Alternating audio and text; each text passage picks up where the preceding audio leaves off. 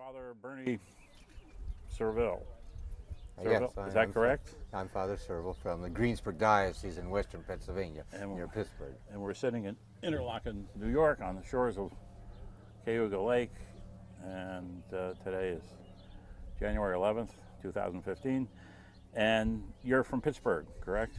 Well, next door to Pittsburgh, Greensburg. It's a small Catholic diocese, about 150,000 baptized people. Okay. And what you came here to honor Franz Jagerstatter. Who could you tell us who Franz was?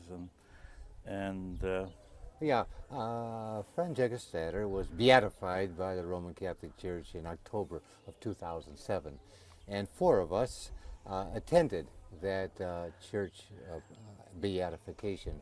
And when we returned, we were so enthused about that we formed a group called Breaking the Silence. We call ourselves also the Friends of Franz Jagerstatter. And we have a website. It's franzjagerstatter.com. And we have all kinds of material posted there about the life and the sacrifice Franz made as he resisted Hitler's wars.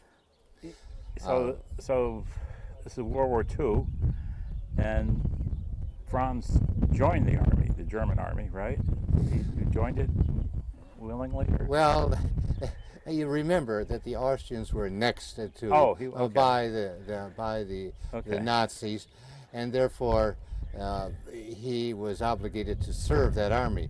And he did go to like boot camp, but he quickly discovered that what the National Socialism of the Nazis was all about was not Christian.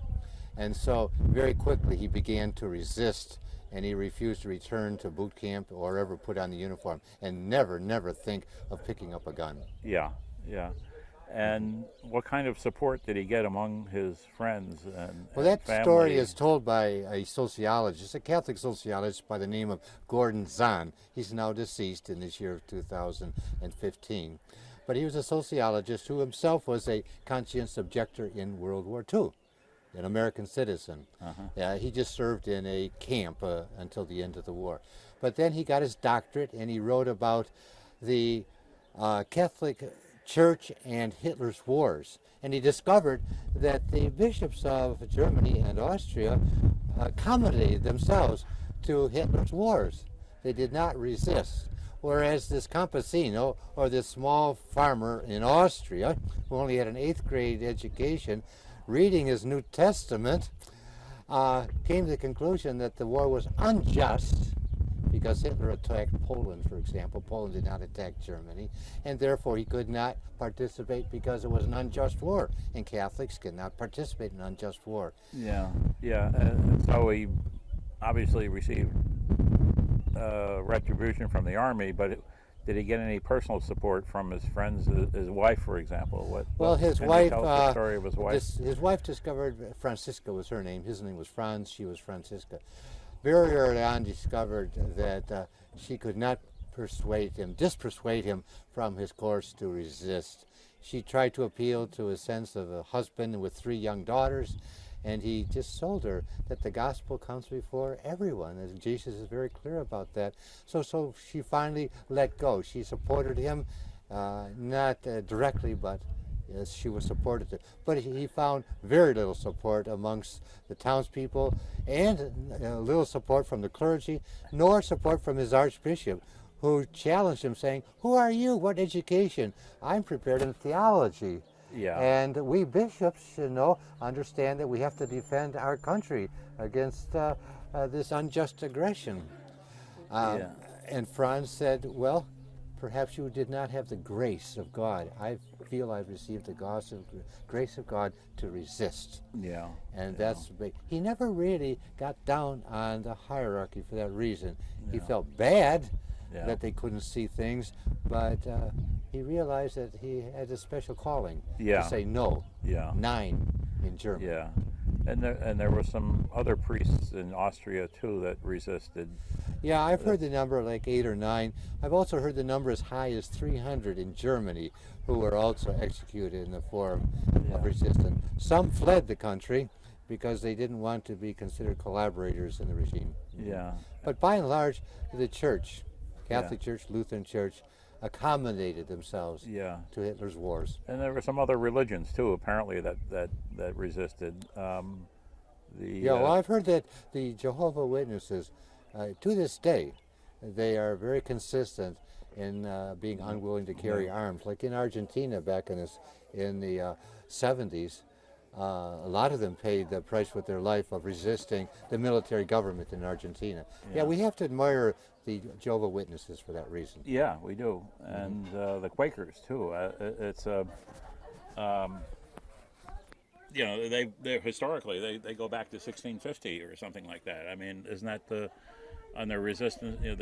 They started their resistance in Europe in 1600s, roughly. Is that correct? Well, because of that, the U.S. government has always recognized them, from the time of the colonial days, that they should not be called upon even to participate in the American Revolutionary Wars. They were given that exemption. And that continued right through church history, whether it was the Civil War in the U.S. or the First World War. The surprise came when Catholics began to become resistors and claim to be conscience objectors. And it wasn't until Vatican Council II in 1965 that the Vatican Council bishops, 3,000 gathered in Rome, recognized that a Catholic could, in good conscience, resist war. Yeah. It's so the Catholics come late relative to some other. Well, and religions. why is that? Well, very early on, remember Constantine. Constantine invited the church to accommodate himself to the empire. That was accepted, and so Christianity, Catholicism in general, has gone hand in glove with the civil government of the country. So the resistance to war really grew out among the religious people. Well, grew out of the Reformation, I guess. Is that correct? Or no, the first 300 years of Christianity, it was considered improper for a Christian to take up the gun. No, but to officially recognize that as a policy, it's. Well, from the time of Constantine, 312, the famous decision to recognize Christianity and stop the persecution of Christianity, but paying the heavy price of accommodating itself to whatever the emperor or his successor asked them to do. And Franz did pay a heavy price. Yeah, and in our own time. Not only Franz, but I hope somebody other gathered here today at this lake house on Cayuga Lake will talk about an American citizen at the time of World War I, Ben Salmon. Ben Salmon, yeah. Who said no, he could not go to war against Germany. Yeah.